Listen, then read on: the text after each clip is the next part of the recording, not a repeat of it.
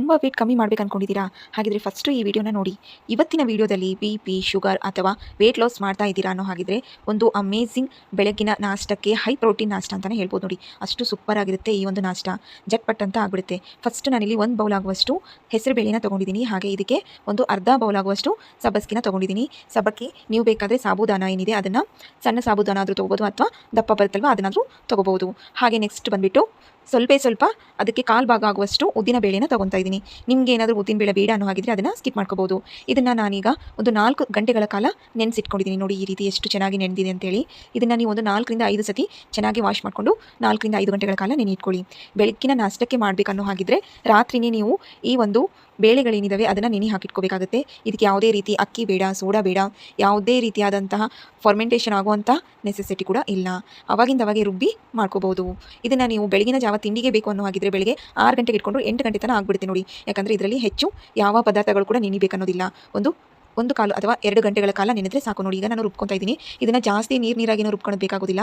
Just ನಮಗೆ consistency ಬಂದರೆ ಸಾಕು. ಒಂದು ಗಟ್ಟಿ ಕನ್ಸಿಸ್ಟೆನ್ಸಿ ಇರಬೇಕು, ಜಾಸ್ತಿ ತಿಳುವಾಗಿರುವಂಥ ಬೇಕಾಗೋದಿಲ್ಲ. ನೋಡಿ ಈಗ ನಾನು ರುಬ್ಕೊಂಡಿದ್ದೀನಿ. ಇದಕ್ಕೆ ಎಕ್ಸ್ಟ್ರಾ ಏನು ಹಾಕೋದು ಬೇಡ ಸ್ನೇಹಿತರೆ. ಇದರಲ್ಲಿ ಬರೀ ಉಪ್ಪೊಂದು ಹಾಕಿದರೆ ಸಾಕು. ಇದನ್ನು ರಾತ್ರಿ ಎಲ್ಲ ಹಾಕಿ ನೆನೆ ಇಟ್ಕೊಂಡು ಉಬ್ಬಿಸ್ಬೇಕನ್ನೋದಿಲ್ಲ, ಅಥವಾ ಉಪ್ಪು ಸೋಡಾ ಎಲ್ಲ ಹಾಕಬೇಕನ್ನೋ ಹಾಗಿಲ್ಲ. ಸ್ವಲ್ಪ ಉಪ್ಪು ಹಾಕ್ಕೊಂಡ್ರೆ ಸಾಕು. ನೋಡಿ ಇವಾಗ ನಾನು ಇಲ್ಲಿ ಒಂದು ಅರ್ಧ ಟೇಬಲ್ ಸ್ಪೂನ್ ಆಗೋಷ್ಟು ಉಪ್ಪನ್ನು ಹಾಕೊತಾ ಇದ್ದೀನಿ. ರುಚಿಗೆ ತಕ್ಕಷ್ಟು ಉಪ್ಪನ್ನು ಹಾಕೊಳ್ಳಿ. ಯಾರೆಲ್ಲ ನನ್ನ ಚಾನಲ್ನ ಮೊದಲ ಬಾರಿಗೆ ನೋಡ್ತಿದ್ದೀರೋ ಪ್ಲೀಸ್ ನನ್ನ ಚಾನಲ್ನ ಸಬ್ಸ್ಕ್ರೈಬ್ ಆಗೋದನ್ನು ಮಾತ್ರ ಮರಿಬೇಡಿ. ಈ ಒಂದು ಆರೋಗ್ಯಕರವಾದ ದೋಸೆ ಹಿಟ್ಟನ್ನು ನೀವು ಕೂಡ ಮನೆಯಲ್ಲಿ ಕೇವಲ 2 ಗಂಟೆಯಲ್ಲೇ ಮಾಡ್ಕೋಬೋದು. ನೋಡಿ ಎಷ್ಟು ಸುಲಭವಾಗಿ ಮಾಡಿದೆ ಅಂತೇಳಿ. ನೋಡಿ ಇದರಲ್ಲಿ ನಾನೀಗ ನಿಮಗೆ ತೋರಿಸಿರುವಂಥ ಮೆಜರ್ಮೆಂಟ್ ಏನಿದೆ, 1 ಕಪ್ ಮೆಜರ್ಮೆಂಟ್ ಏನಿದೆ ಅದರಲ್ಲಿ 8 ರಿಂದ 10 ದೋಸೆ ಆಗುತ್ತೆ. ಫ್ಯಾಮಿಲಿ ಎಲ್ಲರೂ ಕುಂತು ತಿನ್ಬೋದು. ನೋಡಿ ಸ್ವಲ್ಪ ದೋಸೆ ಹಾಕಿ ತೋರಿಸ್ತಾ ಇದ್ದೀನಿ ನಿಮಗೆ ಯಾವ ರೀತಿ ಬರ್ತಾ ಇದೆ ಅಂತೇಳಿ. ಈ ದೋಸೆ ಏನಿದೆ ತುಂಬ ತಿಳುವಾಗಿ ಹಾಕೋಣಕ್ಕೆ ಹೋಗಬೇಡಿ, ಸ್ವಲ್ಪ ದಪ್ಪನೇ ಇರಬೇಕಾಗುತ್ತೆ. ಯಾಕಂತಂದರೆ ಇದನ್ನು ನಾವು ಅಕ್ಕಿ ಏನು ನೆನೆಸಿಟ್ಟಿಲ್ಲ, ಹಾಗಾಗಿ ಸ್ವಲ್ಪ ದಪ್ಪ ಹಾಕಿ ಒಂದು ಸ್ಲೋ ಫ್ಲೇಮ್ನಲ್ಲಿ ಇಟ್ಕೊಂಡು ಒಂದು 5 ನಿಮಿಷಗಳ ಕಾಲ ಬೇಯಿಸಬೇಕಾಗುತ್ತೆ. ಇಷ್ಟೇ ಸಾಕು ಸ್ನೇಹಿತರೆ. ಒಂದು ಒಳ್ಳೆಯ ಪ್ರೋಟೀನ್ ಅಂಶ ಇರುವಂಥ, ಹೆಚ್ಚು ಪ್ರೋಟೀನ್ ಇರುವಂತಹ ಒಂದು ದೋಸೆ ರೆಡಿಯಾಗಿದೆ. ನೋಡಿ ಎಷ್ಟು ಸುಲಭವಾಗಿ ಮಾಡ್ಕೋಬೋದು ಅಂತ. ಈಗ ಒಂದು ಸೈಡ್ ಬೇಯ್ದಿದೆ, ಇನ್ನೊಂದು ಸೈಡ್ ಹಾಕ್ತಾ ಇದ್ದೀನಿ. ನೋಡಿ ಸ್ವಲ್ಪ ಎಣ್ಣೆ ಏನಿದೆ ಕಮ್ಮಿ ಕ್ವಾಂಟಿಟಿದಲ್ಲಿ ಹಾಕೊಳ್ಳಿ. ನಾನ್ ಸ್ಟಿಕ್ ಚೆನ್ನಾಗಿದೆ ಅಂದರೆ ಎಣ್ಣೆನ ಸ್ಕಿಪ್ ಮಾಡ್ಕೋಬೋದು. ವೇಟ್ ಲಾಸ್ ಮಾಡೋ ಯಾರೇ ಆಗಿರ್ಬೋದು ಎಣ್ಣೆನ ಸ್ಕಿಪ್ ಮಾಡ್ಕೊಳ್ಳಿ. ಇಲ್ಲ ಸ್ವಲ್ಪ ನಂದು ನಾನ್ ಸ್ಟಿಕ್ಕಿ ಆಗಿದೆ ಅನ್ನೋ ಹಾಗಿದ್ರೆ ಸ್ವಲ್ಪ ಈರುಳ್ಳಿನ ತೊಗೊಂಡು ಕೆಳಗಡೆ ಎಲ್ಲ ಸ್ಕ್ರಬ್ ಮಾಡ್ಕೊಂಡ್ಬಿಡಿ, ಹಂಚಿಗೆಲ್ಲ ಸ್ಕ್ರಬ್ ಮಾಡ್ಕೊಂಡ್ಬಿಟ್ಟು ಆಮೇಲೆ ನೀವು ದೋಸೆನ ಹಾಕೋಬೋದು. ನೋಡಿ ಎಷ್ಟು ಚೆನ್ನಾಗಿ ಬಂದಿದೆ ನೋಡಿ ದೋಸೆ. ಈ ರೀತಿ ನೀವು ಅಷ್ಟೇ ಮನೆಯಲ್ಲಿ ಬೆಳಗಿನ ತಿಂಡಿಗೆ ಫಾಸ್ಟಾಗಿ ಆಗುವಂಥ ರೆಸಿಪಿನ ಒಂದು ಸತಿ ಟ್ರೈ ಮಾಡಿ ನೋಡಿ ಎಷ್ಟು ಸುಲಭವಾಗಿದೆ ಅಂತೇಳಿ. ನೋಡಿ ಈಗ ನಾನು ನಿಮಗೆ ಇನ್ನೊಂದು ಹಾಕಿ ತೋರಿಸ್ಕೊಡ್ತಾ ಇದ್ದೀನಿ ಎಷ್ಟು ಸುಲಭವಾಗಿ ದೋಸೆ ಎದ್ದಳ್ತಾ ಇದ್ದಾವೆ ಅಂತೇಳಿ. ಹೆಸರುಬೇಳೆ ದೋಸೆನ ನಾವು 2 ಗಂಟೆಗಳ ಕಾಲ ನೆನೆಸಿ ಮಾಡಿರೋದು ಎಷ್ಟು ಸುಲಭವಾಗಿ ಆಗುತ್ತೆ ಅಂತಂದರೆ ನೀವು ಕೂಡ ಇಷ್ಟಪಡ್ತೀರಾ. ಹಾಗೆ ಈ ದೋಸೆಗೆ ಚಟ್ನಿ ಯಾವ ರೀತಿ ಮಾಡ್ಕೊಳೋದಂತ ತೋರಿಸ್ಕೊಡ್ತಾ ಇದ್ದೀನಿ. ನೋಡಿ ಈ ಕೊಬ್ಬರಿ ಎಲ್ಲ ಇಲ್ಲ ಅನ್ನೋ ಹಾಗಿದ್ದಾಗ ನೀವು ಸಿಂಪಲ್ ಆಗಿ ಮನೆಯಲ್ಲೇ ಚಟ್ನಿನ ಸುಲಭವಾಗಿ ಮಾಡ್ಬೋದು.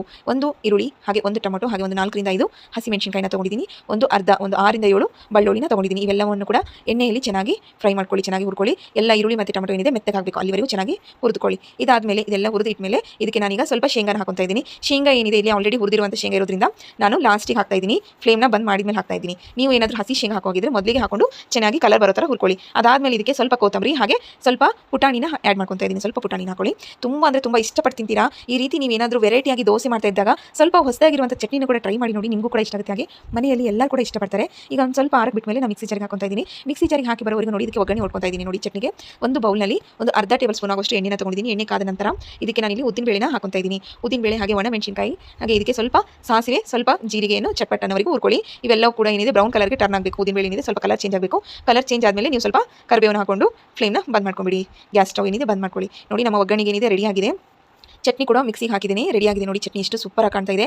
ಇದರಲ್ಲಿ ನಾನು ಜಾಸ್ತಿ ನೀರು ಹಾಕಕ್ಕೆ ಹೋಗಿಲ್ಲ, ಯಾಕಂತಂದರೆ ಇದು ಆಲ್ರೆಡಿ ಟೊಮೊಟೊ ಈರುಳ್ಳಿ ಇರೋದ್ರಿಂದ ನೀರು ಬಿಟ್ಕೊಳುತ್ತೆ. ಇದನ್ನು ನೀವು ಒಂದು ಸತಿ ಟ್ರೈ ಮಾಡಿ ನೋಡಿ. ಈ ಚಟ್ನಿಗೆ ನೀವು ಕೊಬ್ಬರಿ ಇರಲಾರ್ದೇ ಇಷ್ಟಪಡ್ತೀರಾ ನೀವು. ಇದು ಒಂದು ಚಟ್ನಿ ಇಷ್ಟು ಟೇಸ್ಟಿಯಾಗಿದೆನಾ, ಇದನ್ನೇ ಪದೇ ಮಾಡ್ತೀರಾ. ಇಡ್ಲಿಗಾಗಿರ್ಬೋದು, ದೋಸೆಗಾಗಿರ್ಬೋದು, ಪುರಿಗಾಗಿರ್ಬೋದು, ಪ್ರತಿಯೊಂದಕ್ಕೂ ಕೂಡ ಇಷ್ಟ ಆಗುತ್ತೆ. ಚಟ್ನಿ ಆದಮೇಲೆ ನೋಡಿ ಒಗ್ಗರಣೆ ಹೊಡ್ಕೊಂಡಿದ್ವಲ್ಲ ಅದನ್ನು ಹಾಕ್ತಾ ಇದ್ದೀನಿ. ಸೊ ಈ ರೀತಿ ಚಟ್ನಿ ಮಾಡೋದು ಯಾವ ರೀತಿ ಅಂತ ನಿಮಗೆ ತೋರಿಸ್ಕೊಟ್ಟಿದ್ದೀನಿ ನೋಡಿ. ಸಿಂಪಲ್ ಆಗಿ ಕೊಬ್ಬರಿ ಇರಲಾರ್ದಾಗ ಈ ಒಂದು ಸಿಂಪಲ್ ಚಟ್ನಿನ ಟ್ರೈ ಮಾಡಿ ನೋಡಿ, ಇಷ್ಟ ಆಗುತ್ತೆ. ಸ್ನೇಹಿತರೆ ಈ ಒಂದು ವಿಡಿಯೋ ನಿಮಗೆ ಇಷ್ಟ ಆದರೆ ಪ್ಲೀಸ್ ನನ್ನ ಚಾನಲ್ನ ಸಬ್ಸ್ಕ್ರೈಬ್ ಆಗೋದನ್ನು ಮಾತ್ರ ಮರಿಬೇಡಿ. ನಿಮ್ಮ ಫ್ಯಾಮಿಲಿ ಫ್ರೆಂಡ್ಸ್ ಕೂಡ ಶೇರ್ ಮಾಡಿ. ಥ್ಯಾಂಕ್ ಯು, ಧನ್ಯವಾದಗಳು.